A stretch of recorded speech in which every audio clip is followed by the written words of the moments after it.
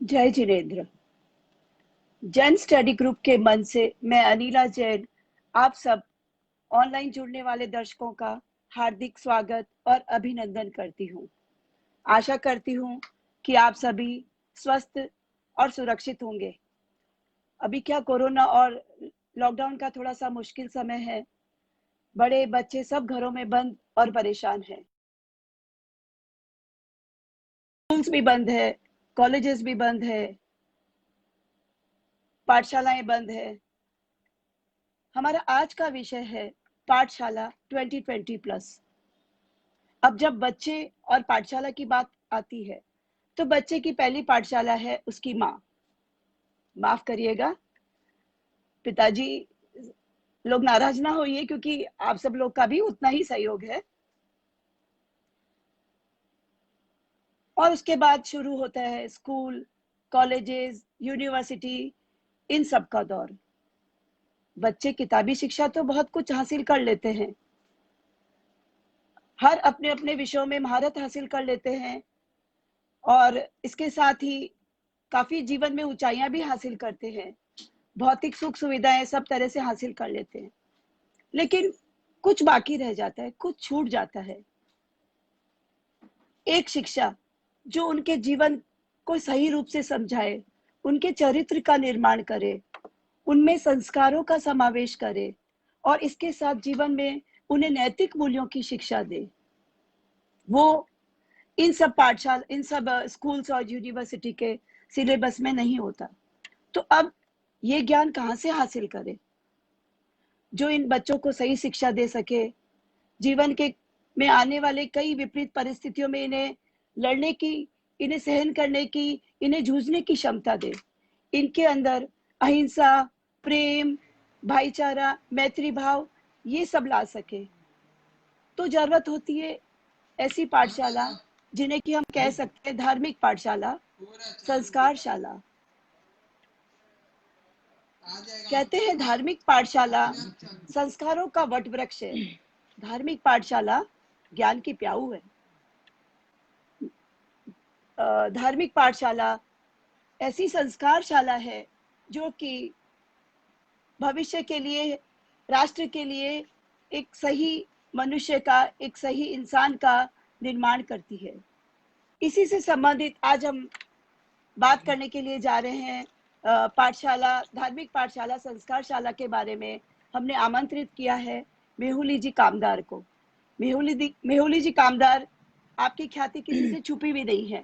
आपने जैनोलॉजी में एमए किया है और आप देश विदेश में जैन दर्शन के अध्ययन के लिए आमंत्रित की जाती है। आप ऑनलाइन पाठशालाएं भी चलाती है। इसके साथ कलकत्ता में आपका चन्ना स्वाध्याय मंदिर है जहाँ पे आप टीचर्स को भी पढ़ाती है और बच्चों को भी पढ़ाती है। आपको जैन दर्शनी के अवार्ड से भी, टाइटल से भी नवाजा गया है और इसके साथ आपने एक पुस्तक भी लिखी है। जैन पुस्तक का नाम है श्रोता अधिकार। तो चलिए आज हम मेहुली जी से अपने सवालों के जवाब ढूंढेंगे और इसके साथ ही यदि आप सब यहाँ जुड़ने वाले दर्शकों को कुछ प्रश्न पूछने हैं तो वे कृपया कमेंट बॉक्स में जाकर अपने प्रश्न पूछें, मेहुली जी उनका उत्तर देंगी। मेहुली जी, आपका स्वागत है इस शो में। जय जिनेन्द्र अनिला जी। जय जिनेंद्र मेहुली जी, कैसे हैं आप? और बस एकदम ठीक है। तो सभी मेहुली जी धर्म सबसे प्रेमी। पहले, हाँ, या बोलिए बोलिए। बोलिए बोलिए, माफ कीजिए। नहीं नहीं नहीं, सभी धर्म प्रेमी भाई और बहनों को मेरा जय जिनेंद्र। जी मेहुली जी, अच्छा सबसे पहले मेहुली जी, मैं ऐसा कहा जाता है कि धार्मिक पाठशाला ज्ञान की प्याऊ होती है। तो मैं आपसे पूछना चाहूंगी कि धार्मिक पाठशाला में ऐसा कौन कौन सा ज्ञान सिखाया जाता है कि इसे ज्ञान की प्याऊ कहा गया है? और क्या उम्र की सीमा क्या है इन पाठशाला में? किस उम्र के बच्चों को आप लेते हैं और किस तरह का ज्ञान इन पाठशाला में दिया जाता है? देखिए, हम कहते हैं पाठशाला। पाठशाला क्यों कहते जी, हैं? जहाँ पे ऐसा पाठ, यानी कि धर्म का पाठ पढ़ाया जाए, जहाँ पे धर्म के संस्कारों से बच्चों का सिंचन किया जाए, उसे हम कहते हैं जी, पाठशाला। जहाँ पे जी, जीवन जीने की कला सिखाई जाती है, उसे हम कहते हैं जी, पाठशाला। देखिए, जी, जीवन किस तरह से जीना, और भगवान ने 10वें कालिक सूत्र में जीवन जीने की कला क्या है, किस तरह से जीवन को जीना है, उसे बताते हुए कहा है, जहा दुमस पुफेसु भमरो आवी यही रसम नया पुफम किलापेई सोना सोया पीणई अपयम। इसका अर्थ क्या है कि जिस प्रकार भौरा भौरा क्या करता है, फूलों में बैठता है, फूलों से रसपान करता है और अपनी आवश्यकता की पूर्ति करता है। दूसरे जो पक्षी होते हैं वो क्या करते हैं, वो फूलों को कुतर कुतर कर नष्ट कर देते हैं। लेकिन भौरा अलग अलग फूलों में बैठता है, रसपान करता है, स्वयं को तृप्त करता है और इस प्रकार अपनी जी, आवश्यकता की पूर्ति करता है। ठीक उसी प्रकार हमें भी क्या करना है कि जीवन हम जीते हैं, संसार में रहते हैं, अपनी आवश्यकता की पूर्ति, लेकिन साथ में हमें इस बात का भी ध्यान रखना है कि किसी और को तकलीफ ना हो। हमारा जीवन जीने का तरीका ऐसा हो कि सामने जी, वाले को तकलीफ ना हो। देखिए, कई बार जी, कई व्यक्ति ऐसे होते हैं कि जिनको म्यूजिक सुनना पसंद है, जी, लाउड म्यूजिक सुनना पसंद है।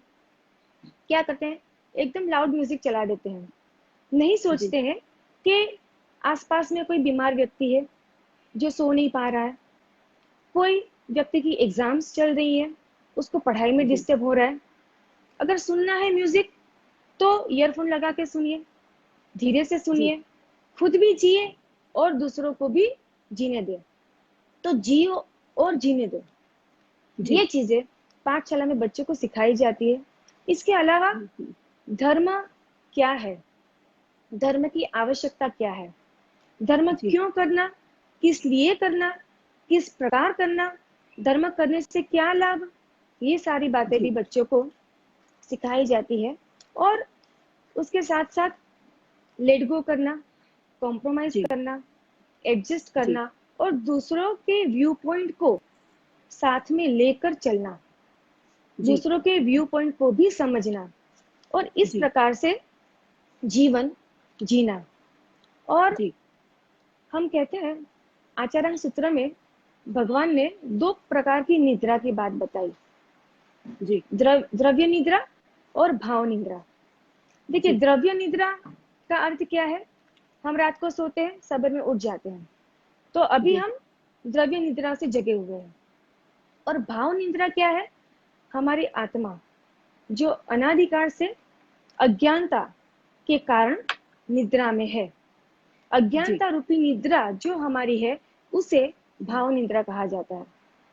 और जी, हम जानते हैं कि दुखों का कारण क्या है, अज्ञानता। हुँ, संसार हुँ, हुँ, परिभ्रमण का कारण क्या है, अज्ञानता।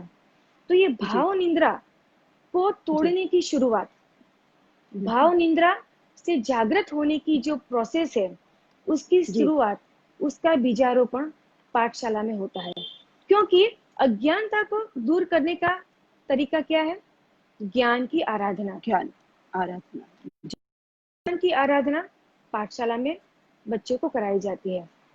तो ये सारी बातें बच्चों को पाठशाला में सिखाई जाती है और किस तरह से बिहेवियर उनका किस प्रकार का हो, जिसके साथ बच्चे रहते हैं, माता पिता के साथ बच्चों का बिहेवियर कैसा होना चाहिए, छोटे भाई बहनों के साथ, बड़े भाई बहनों के साथ, फ्रेंड्स के साथ, रिलेटिव्स के साथ, घर में जो सर्वेंट्स काम करते हैं उनके साथ। तो सबसे महत्वपूर्ण है कि उनका बिहेवियर सबके साथ किस प्रकार का हो, तो उसे यही सारी बातें बच्चों को सिखाई जाती है। और आपने जो दूसरा प्रश्न पूछा कि कौन सी एज, तो उम्र, कौन सी किस उम्र के, उम्र, किस उम्र के बच्चे, तो देखिए मिनिमम है 4 इयर्स और मैक्सिमम तो ऐसे कोई लिमिट है नहीं, मगर क्या होता है कि आफ्टर 17 इयर्स जब वो कॉलेज में पढ़ना शुरू करते हैं, आउट ऑफ टाउन चले जाते हैं, तब फिर बच्चों की संख्या कम हो जाती है। तो मिनिमम इज 4 इयर्स और उसमें भी क्या होता है कि एज और नॉलेज के आधार पर क्लासिफिकेशन होता है, क्योंकि देखिए 4 साल का बच्चा और 8 साल का बच्चा दोनों साथ में तो पढ़ेंगे नहीं, तो एज वाइज और नॉलेज वाइज अलग अलग क्लासेस बच्चों की होती है।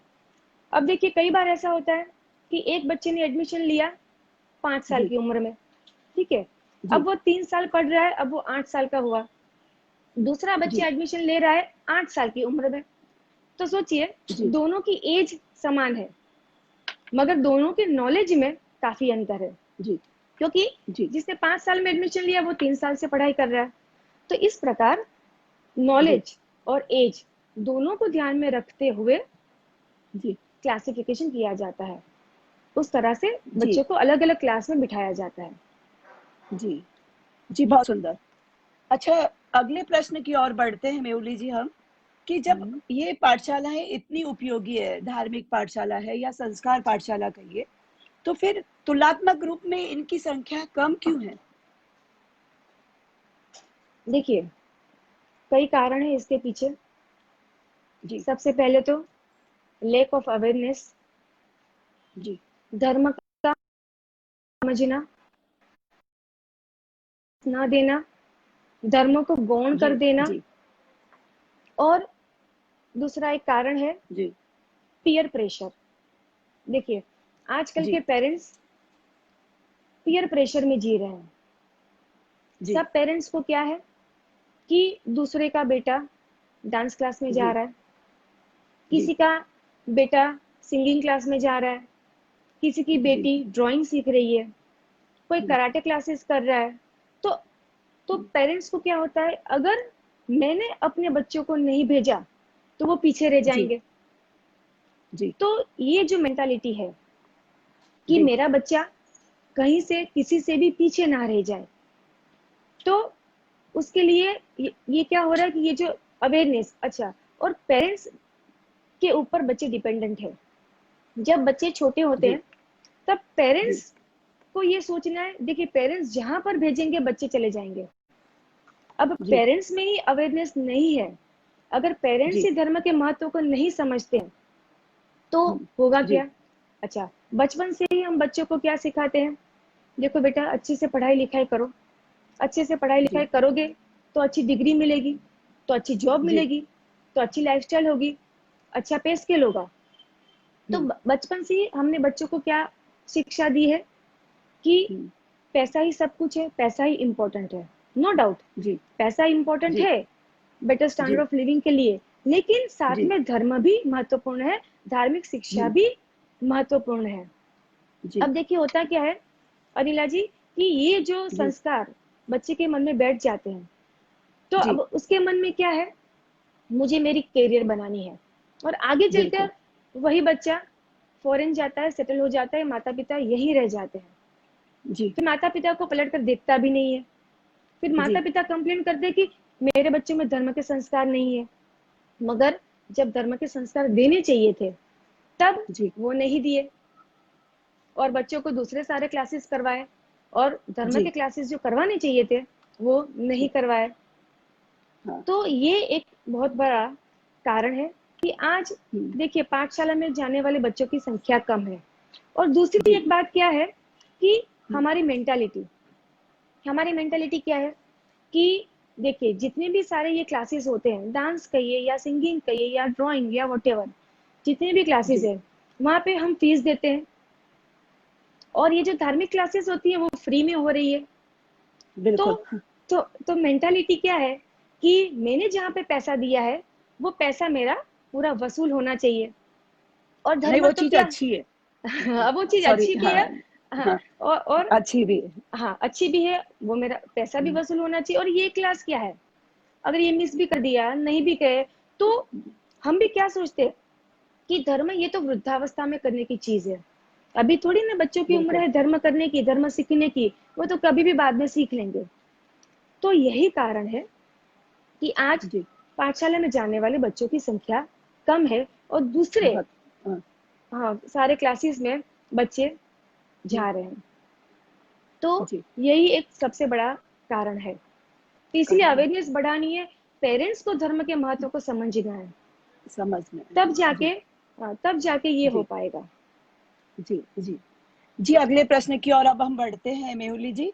धार्मिक पाठशाला में जो जैन दर्शन और जैन ज्ञान है, संस्कार है, वो आप किस तरह से पढ़ाते हैं?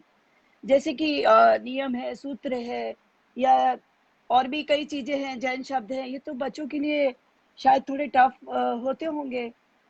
फिर आप सिखाने के लिए ऐसी कौन सी टेक्निक यूज करती है, नई टेक्नोलॉजी, या फिर आप पारंपरिक तरीके से जैसे गुरुकुल में पढ़ाया जाता था उस तरह से पढ़ाती हैं? देखिए जितने भी पाठशाला के टीचर्स हैं जी उनके बच्चे स्कूल में जाते हैं। जी तो जो जितने भी हम टीचर्स हैं वो अच्छी तरह से जानते हैं कि स्कूल की पढ़ाई क्या है, स्कूल की पढ़ाई का प्रेशर क्या है। और जी स्कूल की पढ़ाई का इतना जो प्रेशर है, अब साथ में जी यहाँ पर भी उनको उस तरह से लर्न करवाया जाए तो डेफिनेटली जी बच्चे नहीं पसंद करेंगे, क्योंकि स्कूल की पढ़ाई भी उनको लर्न करनी है, एग्जाम देनी है, तो उसका प्रेशर भी उनके ऊपर है।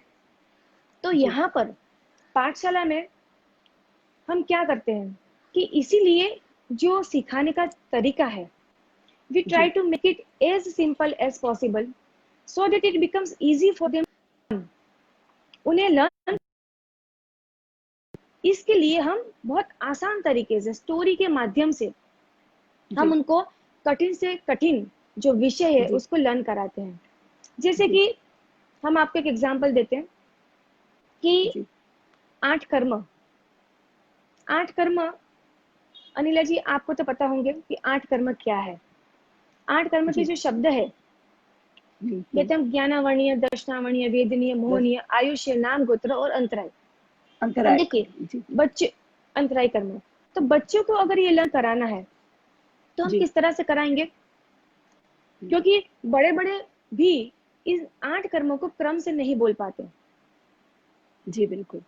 तो हम किस तरह से पढ़ाते हैं, उनको स्टोरी बताते हैं जी कि ज्ञानचंद नाम के व्यक्ति थे, एक बार जी दर्शन करने के लिए गए। जी ज्ञानचंद दर्शन करने के लिए जाते हैं, तो ज्ञानचंद जी यानी ज्ञानावर्णीय कर्म, दर्शन करने जी। जाते हैं तो दर्शनावर्णीय कर्म।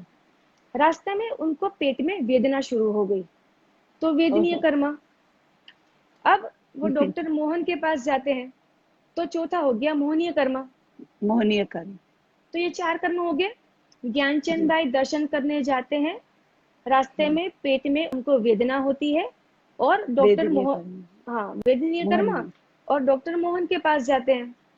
अब जी डॉक्टर को जाकर, डॉक्टर के पास जाकर वो कहते हैं कि जल्दी से मुझे दवाई दीजिए, वरना मेरा जी आयुष्य यही पूरा हो जाएगा।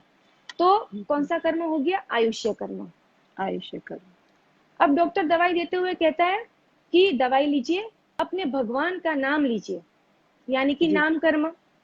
अपने गोत्र को याद करिए, गोत्र कर्म, और ये दवाई खा लीजिए तो आपकी सारी अंतराई दूर हो जाएगी।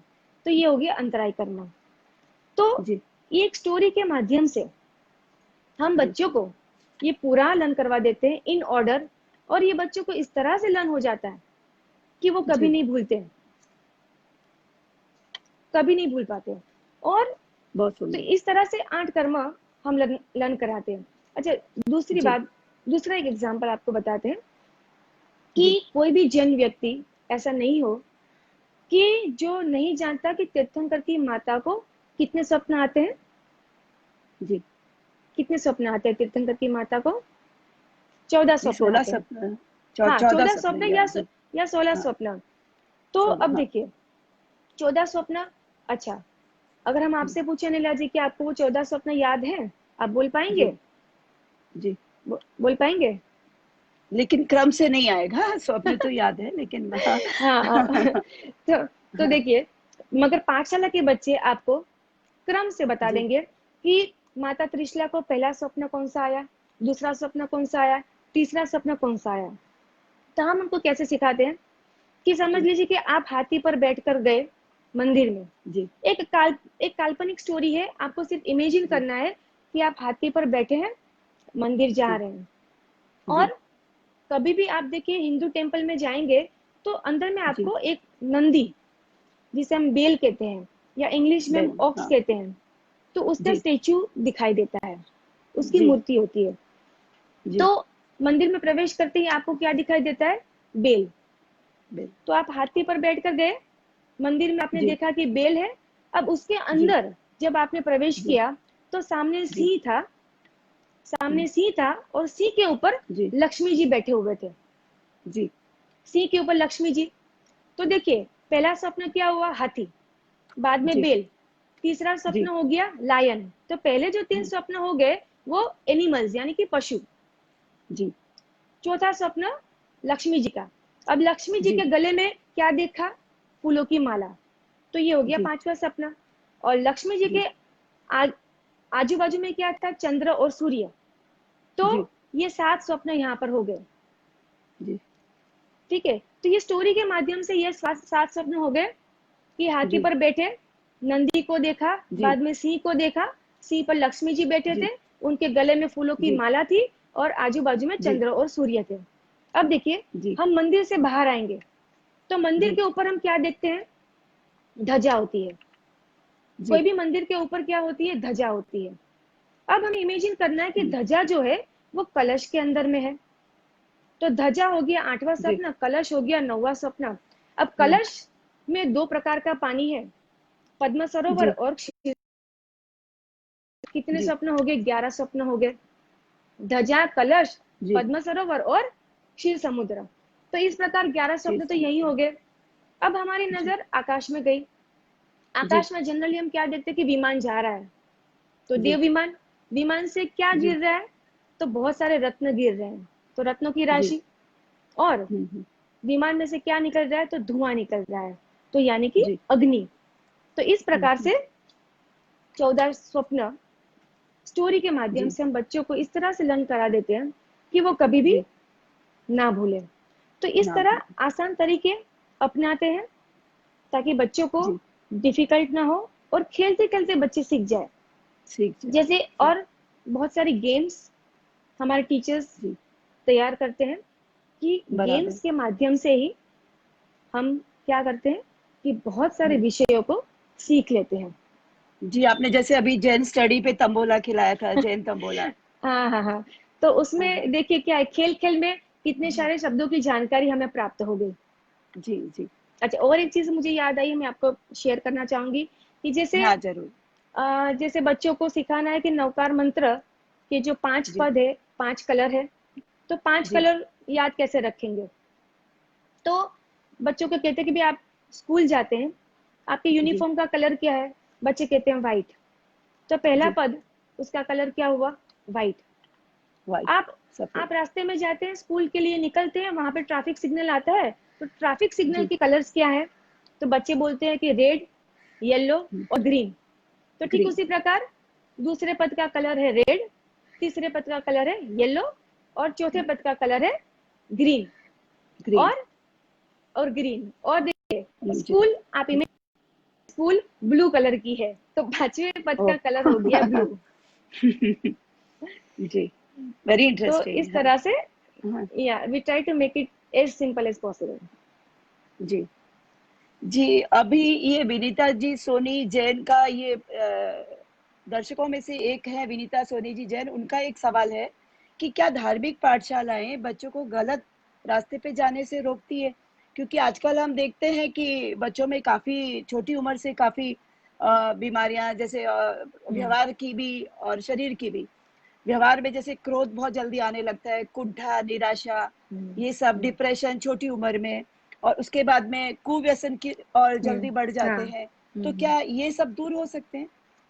डेफिनेटली अनिला जी, क्योंकि जी, देखिए आप जिस बीमारियां की बात कर रहे हैं, अच्छा आप जी, जो क्रोध आदि की बात कर रहे हैं, डिप्रेशन की जी, बात कर रहे हैं, देखिए आज जी, हम देखते हैं कि छोटे छोटे बच्चे डिप्रेशन में चले जाते हैं, स्ट्रेस हुँ, फील करते हैं, एंजाइटी फील करते हैं, हुँ, मतलब कई सारी जी, बीमारियों को भोग बनते हैं। उसके पीछे का कारण जी, क्या है? Lack of spiritual knowledge. जी, देखिए, और लेक ऑफ स्पिरिचुअल नॉलेज के कारण होता क्या है कि आजकल के जी, बच्चे मतलब छोटी छोटी बात को मन में ले लेते हैं।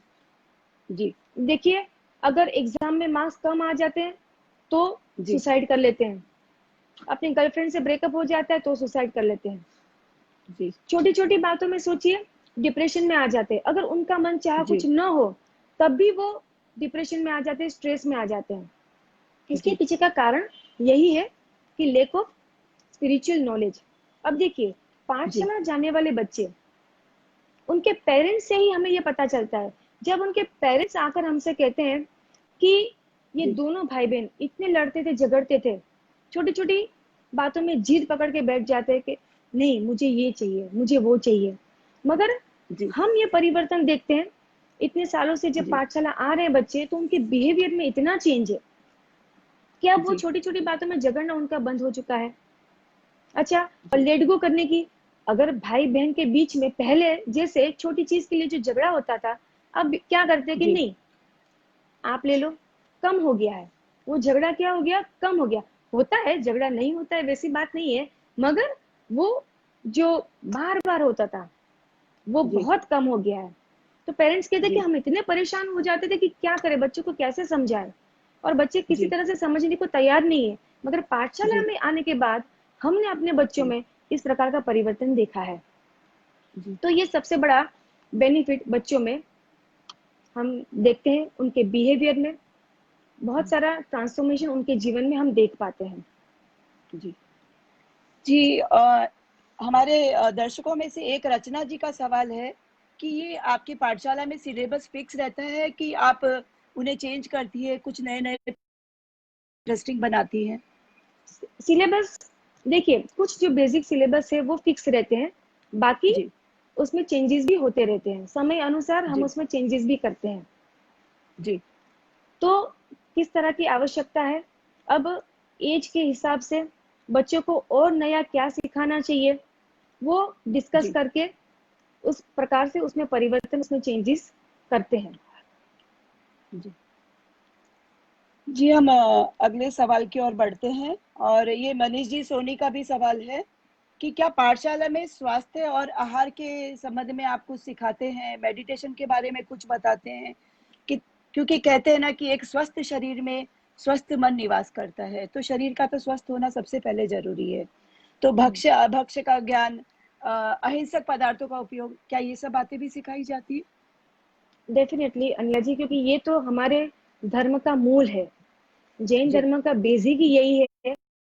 हमारा जी, धर्म ही अहिंसा प्रधान धर्म है, तो अहिंसा की बातें तो हम और इसीलिए को अहिंसा और अहिंसा की बातें सिखाने के समय मन वचन काया जी, तीनों प्रकार से किस प्रकार से हिंसा होती है, इसका जी, ज्ञान बच्चों को दिया जाता है कि जी, मन से हिंसा किस प्रकार से हम करते हैं, वचन से किस प्रकार बिल्कुल। से करते हैं, काया से किस जी, प्रकार से करते हैं। वचन से देखिए, हम अगर गलत भाषा का प्रयोग करते हैं, किसी को जी, हर्ट करते हैं, किसी का इंसल्ट करते हैं, तो जी, ये वचन से हिंसा होती है। जी, उसके बाद मन से अगर किसी के बारे में बुरा सोचते हैं तो ये मन से हिंसा है। काया से किस प्रकार से हिंसा होती है, तो बताते हैं। और आपने जो जी, स्वास्थ्य की बात की, जी, तो देखिए बीमारी का कारण क्या है, सबसे पहले जी, बीमारी का कारण क्या है, बीमारी का संबंध डायरेक्टली किसके साथ है, मन के साथ। देखिए, हम अपने शरीर को स्वस्थ रखने के लिए मतलब क्या जी कुछ नहीं करते। क्या खाना, कितना खाना, कब जी सोना, कब उठना, योगा करना, मेडिटेशन करना, जी मतलब we are so particular about our physical health. Morning walk जी करना, जी जॉगिंग करना, मतलब we are very much particular about physical fitness. लेकिन हम्म, जब मेंटल फिटनेस की बात आती है, उसकी जी ओर हम कभी भी ध्यान नहीं देते। जबकि जी बीमारियों का संबंध, हेल्थ का संबंध किसके साथ है? डायरेक्टली माइंड के साथ है, हमारे जी मन के साथ है। क्योंकि मन बिल्कुल में जितनी नेगेटिविटी होगी, मन में जी जितना भय होगा, जी मन में जितने कषाय ज्यादा होंगे, एक जी व्यक्ति जो बार बार आवेश में आ जाता है, तो उसके कारण हमारा मन जो नेगेटिविटी से भर जाता है, तो उस नेगेटिविटी का डायरेक्टली हमारे बॉडी पर अफेक्ट होता है। जैसे देखिए, हम बच्चों को साइंस की भाषा में भी समझाते हैं, क्योंकि सीधा जी उनको इस प्रकार से कहेंगे कि देखो ऐसा नहीं करना है, ऐसा करने से पाप लगता है, तो आजकल के बच्चे इतनी सी बात से वो संतुष्ट नहीं होते। उनको लॉजिकल जी रीजनिंग चाहिए, लॉजिकल आंसर चाहिए। तो साइंस के साथ कनेक्ट करके हम बच्चों को समझाते हैं कि देखिए कि जी हमारे बॉडी में कई प्रकार के हॉर्मोन्स होते हैं। जब हम नेगेटिव थिंकिंग करते हैं, तब जी नेगेटिव थिंकिंग करते समय क्या होता है कि हमारे बॉडी से कोर्टिकल हॉर्मोन्स रिलीज होते हैं। अब ये जो जी हॉर्मोन्स है, इसके कारण जो बॉडी के हमारे ऑर्गन्स है वो जी अफेक्ट होते हैं, और इसके कारण बीमारियां फैलती हैं। तो इसीलिए अगर हमें स्वास्थ्य को ठीक रखना है, तो उसके लिए जी सबसे पहले हमारे माइंड को हेल्दी रखना है, मन को स्वस्थ रखना है। और मन को स्वस्थ करने के लिए हमें क्या करना है? मेडिटेशन करना है। तो जी पाठशाला में शुरुआत ही मेडिटेशन से होती है। जैसे बच्चों को बहुत सुंदर 5-10 मिनट मेडिटेशन कराया जाता है, और मेडिटेशन जी कराने के बाद ही उनकी क्लास शुरू होती है।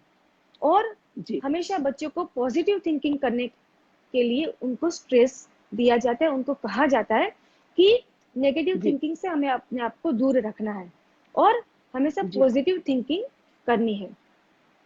और जी पॉजिटिव थिंकिंग जितना हम अपने माइंड का। जी बहुत सुंदर। अभी एक सवाल है दर्शकों में से प्राची जी शाह का। वो पूछ रहे हैं कि how can we motivate kids to go to pathshala as in today's world they are not much keen to go to pathshala. मतलब वो जाने को तैयार नहीं होते हैं बच्चे ये हाँ। धार्मिक पाठशाला में।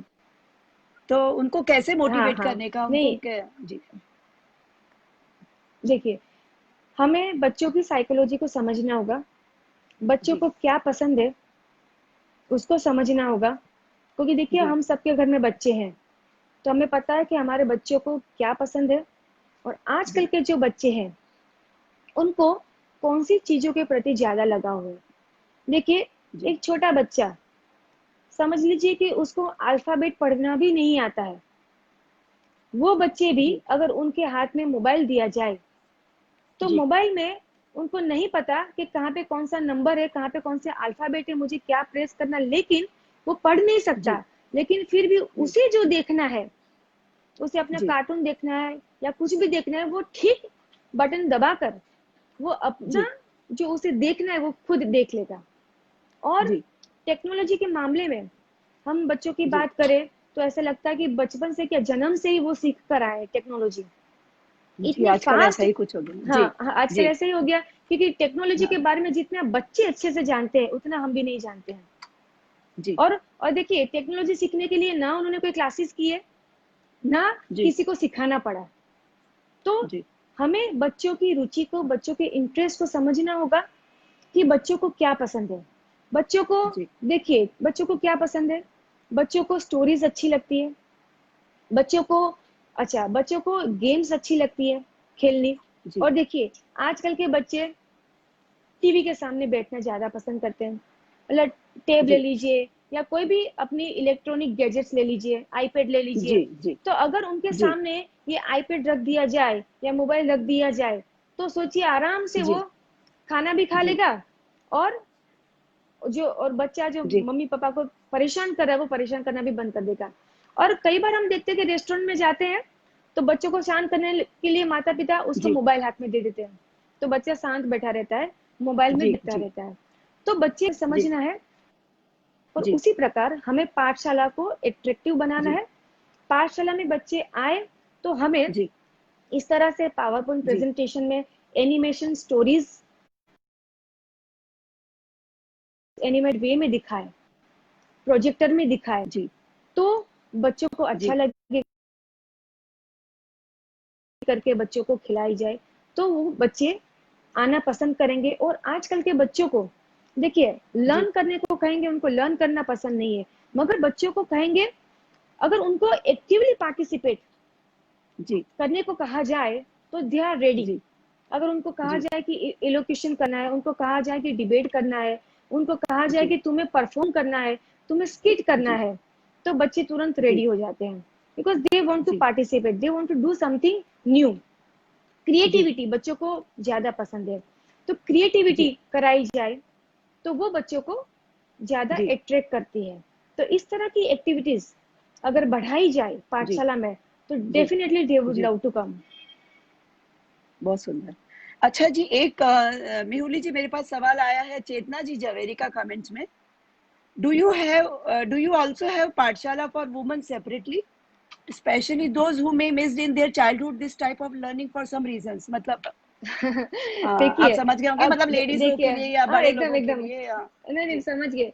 देखिए, हमारी पाठशाला में क्या होता है अनिला जी, कि जी बच्चों ने पढ़ना शुरू किया।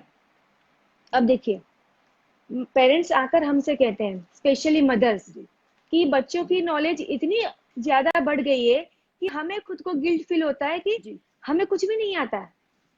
जब बच्चे धर्म के विषय में इतनी सारी बातें करते हैं, हमें आकर स्टोरी सुनाते हैं, जी हमें आकर बताते हैं कि आज जी हमने ये सीखा, आज हमने ये गेम खेली। जब वो क्विज में जी पार्टिसिपेट करते हैं, क्योंकि हम बच्चों को जी क्विज खिलाते हैं, बच्चों को टीम कर दी जाए और क्वेश्चन पूछे जाए, तो बच्चों को इतना अच्छा लगता है कि नहीं, मुझे मेरी टीम जी को जिताना है। तो इस तरह से, तो जब पेरेंट्स, मदर जी स्पेशली आकर हमसे कहते हैं कि बच्चों की नॉलेज इतनी बढ़ गई है कि हमें जी हमें वो फील होता है, हमें इंफीरियरिटी फील हो रही है कि भाई हमें कुछ नहीं आता है, तो पेरेंट्स आकर जी हमसे कहते हैं कि आप हम लोगों को भी बढ़ाइए। और कई सालों से बच्चों के साथ साथ हम मदर्स को भी पढ़ाते हैं, मतलब मदर्स की भी जी अलग से क्लासेस हो रही है। जी बहुत सुंदर। अच्छा, मेहुली जी, क्या आपको लगता है कि अभी इनकी संख्या बढ़ानी चाहिए, मतलब धार्मिक पाठशालाओं? आज समय की देखिए मांग भी अनिला है। जी, हम्म जी हम्म इसमें देखिए कई सारे फैक्टर्स इसमें कंसिडर करने पड़ते हैं अनिला जी। देखिए, संख्या जी बढ़ाने के लिए अगर आज जी मैं सोचूं कि मुझे एक पाठशाला खोलनी है, तो सबसे पहले तो जी मुझे ये देखना है कि कितने सारे टीचर्स विलिंगली सेवा देने के लिए रेडी है। अच्छा, जी कितने जी सारे व्यक्ति टीचर्स बनने के लिए रेडी है, कितने जी व्यक्ति, हाँ कितने जी व्यक्ति को बेसिक धार्मिक नॉलेज होना भी तो आवश्यक है। तो सबसे जी पहले कितने व्यक्ति रेडी है पढ़ाने जी के लिए, वॉलेंटरी सर्विस देने के लिए। क्योंकि देखिए,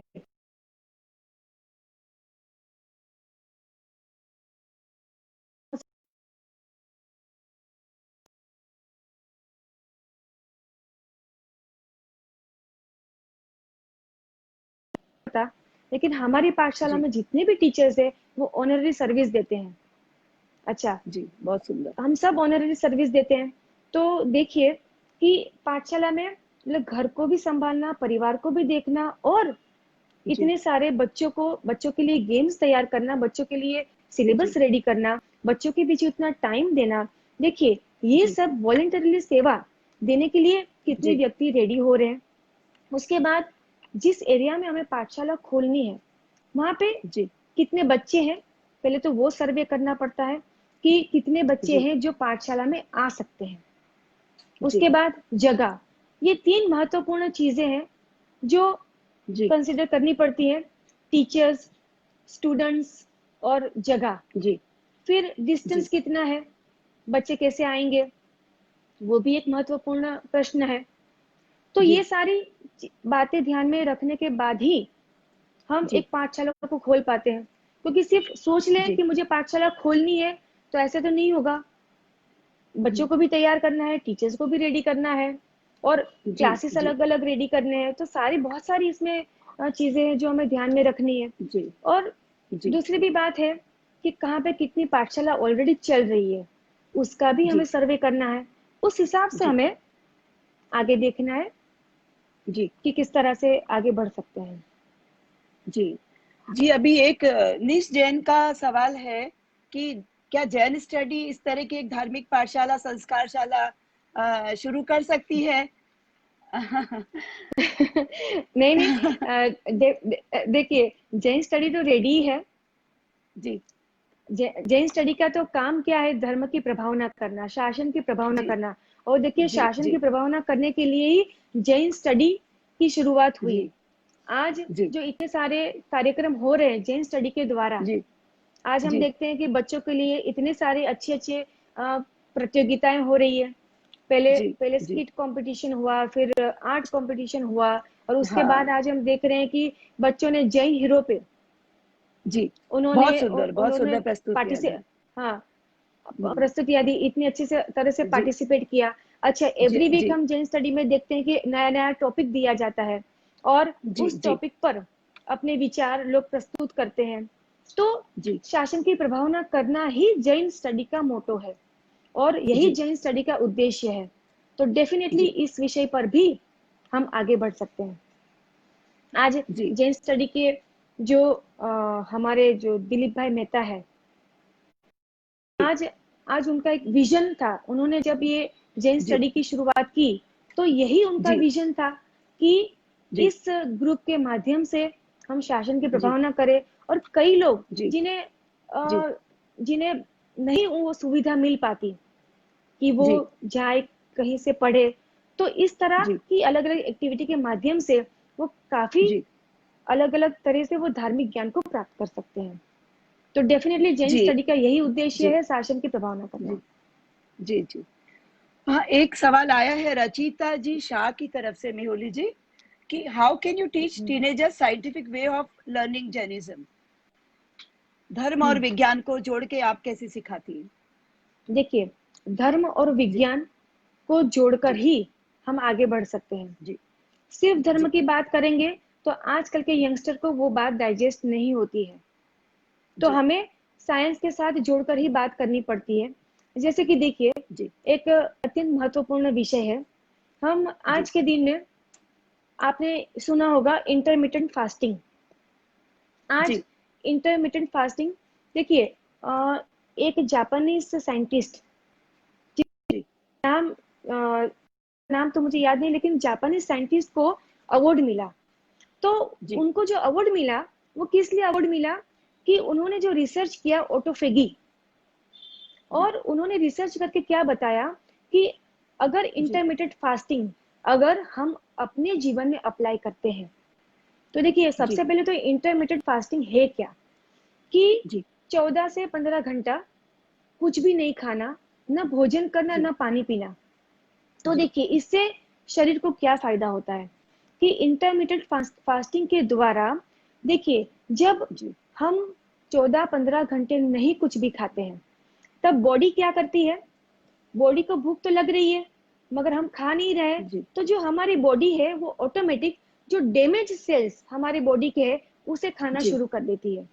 जो सेल्स जी बीमारी का कारण है, उसी सेल्स को बॉडी क्या करती है? अब्जॉर्ब कर लेती है, उसी सेल्स को खा लेती है।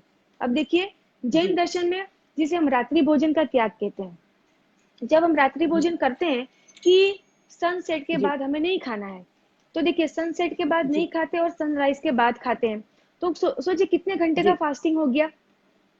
इट इज जी नथिंग बट इंटरमीडिएट फास्टिंग। अब बच्चों को हम जी कहेंगे कि देखो बेटा, सनसेट के बाद नहीं खाना है, तो उनको जी ये बात नहीं समझ में आती है। लेकिन साइंटिफिक वे में अगर हम इस बात को समझाते हैं, तो डेफिनेटली आज हम जी देखते हैं कि जैनियों से ज्यादा जितने नॉन जैनी है, उन्होंने जी रात को खाना छोड़ दिया है। मतलब जी हमारे जाने पहचान में, रिलेटिव्स में कितने सारे ऐसे व्यक्ति है, और हमें जी सुनकर ये स्ट्रेंज होता है कि हम जैनी होकर हम जी रात्रि भोजन करते हैं, और उन्होंने रात्रि भोजन जी छोड़ दिया है। तो वो जी इंटरमीडिएट फास्टिंग करने लग गए हैं। तो इस जी प्रकार से जी अगर साइंटिफिक वे में बच्चों को समझाया जाए तो जी डेफिनेटली वो उस चीज को अप्लाई करते हैं, उस चीज को एक्सेप्ट करते हैं। हाँ, मेहुली जी, अभी अपना आखिरी सवाल है। जो ये अपना इस शो का नाम भी है 2020+। तो जो ये महामारी अभी चल रही है, लॉकडाउन का पीरियड है और आने वाला भी समय न जाने कैसा हो, बड़ी विषम परिस्थितियां हैं। तो इसमें धार्मिक और संस्कार पाठशालाएं किस तरह से मददगार सिद्ध होगी? देखिए, पाठशाला में जाने वाला व्यक्ति, जो बच्चे जी पाठशाला में जाते हैं, आप देखिए जी वो बच्चे बचपन से ही महापुरुषों के जीवन जी चरित्र को पढ़ते आए हैं, सुनते आए हैं। आज भी आपने जी देखा होगा कि जैन स्टडी में जो इतने सारे पोस्ट आए जैन हीरो के बारे में, तो जी ये जैन हीरो जी की जी जो कहानी है, जो दृष्टांत है, जो हमारे शास्त्र के, तो ये जो स्टोरीज है वो आज से नहीं कितने जी सालों से पढ़ रहे हैं। अच्छा, और जी सारे महापुरुषों की जो स्टोरी है उनमें जी सबसे महत्वपूर्ण बात क्या है? एक व्यक्ति महापुरुष कब बनता है, एक व्यक्ति महान जी कब बनता है? आज हम क्यों जी गत्सु कुमार को याद करते हैं? आज हम क्यों भगवान महावीर को जी याद करते हैं? आज हम क्यों मेघ जी कुमार को याद करते हैं?